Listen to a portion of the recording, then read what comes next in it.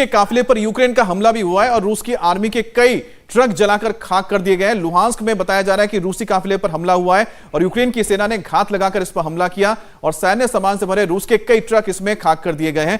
तो ये तस्वीर आप देख रहे हैं, एम्ब्यूश किया गया है और यहाँ पर रूस के जो काफिले को जाते हुए देख रहे हैं आप, उस पर हमला हुआ है और आप देखिए कि ये ट्रक है और हो सकता है सप्लाई लाइन था और उन्होंने अगर टारगेट भी किया है, देखिए कि जो कह सकते हैं ड्राइवर केबिन है उसको निशाना बनाकर उन्होंने ही ये रॉकेट दागा है जिसमें ये पूरा का पूरा नुकसान हुआ है। तो ये बहुत ही आराम से बैठ के ये कह सकते हैं कि जो स्नाइपर होता है ना, एक एक करके बंदे को निकालता है, उसी तरह से गाड़ी को टारगेट कर रहे हैं। अमित, ये होएगा और ज्यादा होगा क्योंकि एम्बुश जब तक नहीं होंगे, इनके पास क्या क्या नहीं है, इनके पास जावलिन मिसाइल्स हैं, स्टिंगर मिसाइल्स हैं, दुनिया भर के मशीन गन दे रखे हैं और Ukraine is the hotspot for rocket launcher. पूरे विश्व भर में रॉकेट लॉन्चर बनते हैं यूक्रेन के अंदर। वो सब अब वो क्या कहते हैं ना, करता क्या ना करता वाला हिसाब अब वो लेवल पे आ गए हैं। ये हर यूक्रेनियन जो है वो सोच रहा है कि मैं अब रूसियों को कैसे हराऊं। रूस भी चाहता है कि लड़ाई जल्दी से जल्दी खत्म हो और यूक्रेन चाहता है लंबी खींचे। अच्छा सर, एक बात बताइए कि हम जो तस्वीर बता रहे हैं लुहांस्क का, एक मिनट मैं लुहांस्क हम जो जिक्र कर रहे हैं उस लुहांस्क में तो ऑलरेडी हमने देखा है कि किस तरह से रशियन फोर्सेस, साथ ही साथ उसमें हम देख रहे हैं कि रेबल फोर्सेस मौजूद हैं। वहां पर इतनी फिर क्यों दिक्कत आ रही है, क्यों आ रही है दिक्कत? देखिए, आप पहले से 2014 से आप वहां पर लड़ रहे हैं। बिल्कुल, 2014 से आज तक लुहांस्क और डोनेट्स्क का सिर्फ 30% भाग ही रूस के पास है और वो 70% भाग यूक्रेन के पास था। इस दोनों रिपब्लिक्स को एक तरीके से मान्यता देने के बाद भी 70% भाग यूक्रेन के पास था। अब इसलिए आप देख रहे हैं लगातार आज 13वां दिन है लड़ाई। पहले दिन 24 से पहली लड़ाई शुरू हो गई उधर और रेबल्स को मदद करे पर अब रूसी समझ लिए वहां पे इतनी जबरदस्त लड़ाई हो रही है पूरा का पूरा डोनबास रीजन के अंदर। और इसलिए अगर आप देखें पुतिन की मान्यता में क्या है, उनके जो कंडीशंस रखे हैं, ये डोबास का जो रीजन है, डोनबास वाला रीजन, वो हमें मिलना चाहिए। क्रीमिया, डोनबास का रीजन इंडिपेंडेंट होना चाहिए, क्रीमिया रूस के पास जाना चाहिए और यहाँ पर जो है कॉन्स्टिट्यूशन में चेंज आना चाहिए। ये पुतिन ने कहा है, उसकी नई जो डिमांड है पुतिन, कॉन्स्टिट्यूशन में चेंज आना चाहिए। इसमें बड़ी खबर ये आ रही कि रूस से यूक्रेन पर बहुत बड़ा दावा किया गया है। कीव की तरफ चली हर मिसाइल मार गिराई गई। यूक्रेन बीती रात एक भी मिसाइल कीव पर नहीं पहुंची। ये यूक्रेन ने दावा किया कि हमने रूस की एक भी मिसाइल को नहीं पहुंचने दिया।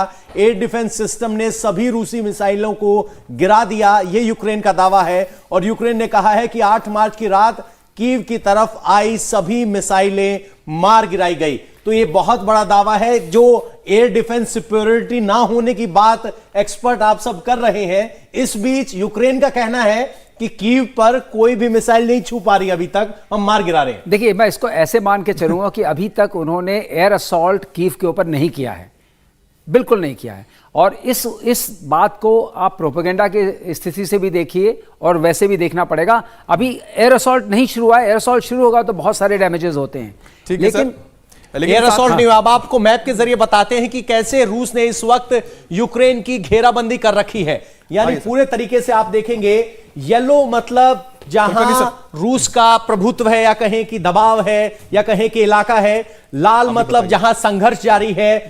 मारियोपोल में अभी भी संघर्ष जारी है, मेलिटोपोल में संघर्ष जारी है। नीचे माइकोलेव, ओडेसा और खेरसों ये इलाके पड़ते हैं। क्रीमिया और खेरसों में इस वक्त रूस का कब्जा है, इसमें कोई शंका नहीं बची है। सर, इस इलाके को अगर आप देखेंगे तो क्या जोड़ सकते हैं? मैं यहां कुछ कहना चाहूंगा। लुहांस्क और डोनेट्स्क में पहले से ही रेबल्स थे, रशियन रेबल्स थे। उनको इंगेज करने से के लिए यहां पर यूक्रेनियन आर्मी बहुत मात्रा में मौजूद थी, वो ऑलरेडी वहां थे। वहां एक लाइन ऑफ एक्शन कंट्रोल थी जहां दोनों तरफ की फॉर्मेशन थी। इसलिए वहां पर घमासान होना बहुत जरूरी है और स्वाभाविक है। और ऊपर एक बार दिखा देते हैं, सूमी है, वहां संघर्ष चल रहा है। चेनहिव में संघर्ष चल रहा है। चेर्नोबिल पे कब्जा हो गया है। तो कुल मिलाके साउथ से और नॉर्थ से दोनों तरफ से रूस घेर के संघर्ष कर रहा है। मैं एक बात इसमें ऐड करना चाहूंगा। आप ये जिन आप नाम ले रहे हैं, खार्किव का, सुमी का, मारियोपोल का और ये जो डोनेट्स्क का इलाका है, सारा खेरसॉन वगैरह, ये सारे बहुत इंपॉर्टेंट हैं अगर आप इसको रणनीति के हिसाब से देखें, क्योंकि ये इंडस्ट्रियल टाउनशिप्स हैं। आपने न्यूक्लियर जो इंस्टॉलेशन है उनके भी कवर होने की रूसी फौजों ने कब्जा कर लिया है।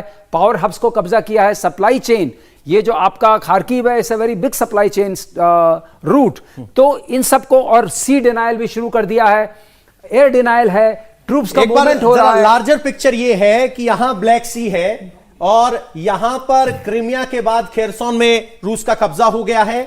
यहां संघर्ष जारी है माइकोलेव और मल्टीपोल और ओडेसा में, यानी ब्लैक सी से अमित पूरी तरह से काट दिया है यहां यूक्रेन को। सर यहां से तो काट दिया, समझ में ये समझ में आता है, लेकिन अभी भी बड़ी बात है कि अगर 2014 से आप डोनेस्क और लुहांस्क में लड़ाई कर रहे हैं तो आपकी जो रेबल फोर्सेस है, सारी चीजें, इतना वक्त आपको पूरा का पूरा लेने में क्यों लग जा रहा है? मारियापोल तक अभी तक मतलब आसपास से नहीं गिर रहा है, क्यों हो रहा है ये? मतलब स्ट्रेटेजिकली कुलकर्णी सर, पॉकेट्स तो रहते ही हैं। आप ऐड करना चाहें, ऐड करिए। ऐसे है, ये जो ओडेसा है, आबादी 10 लाख। नहीं सर, इसको तो ठीक है, लेकिन हम तो डोनेस्क की बात कर रहे हैं। ओके, क्रीमिया जो है आपका 2014 में रूस ने ले लिया। मारियोपोल जो है वो रूस ने नहीं लिया 2014 में, सिर्फ लुहांस्क और डोनेट्स्क का एरिया लिया, जो 30% रूस के पास, 70% उनके पास।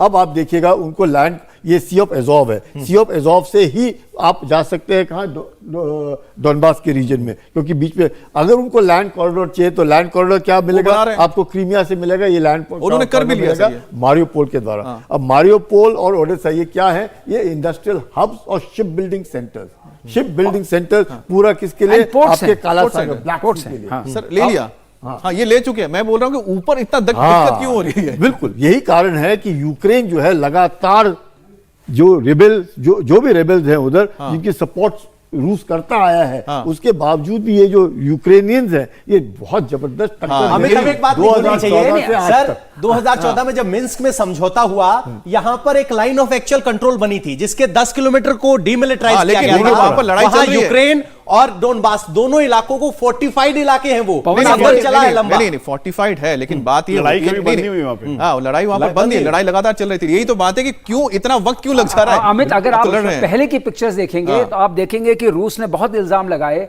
कि इन्होंने एथनिक क्लेंजिंग करने की कोशिश की यूक्रेन आर्मी ने, और बहुत सारी फोर्सेस यहां लगी हुई हैं। ये इलाका आप ऐसा मान के चलिए कि इसमें चप्पे चप्पे में यूक्रेनियन आर्मी पहले से ही लगी हुई है, क्योंकि वो एंगेज थी रेबल्स के साथ। पहले रोकना चाहते थे, फोर्स है, पर उसको एकदम से मिटा देना इतना पॉसिबल नहीं होगा। अच्छा, इसमें एक चीज मैं जोड़ देता हूं जिसका जिक्र मैं इसलिए कर रहा था क्योंकि सर आप लोग बोलते हैं तो ज्यादा वो तथ्य सामने क्या आता है।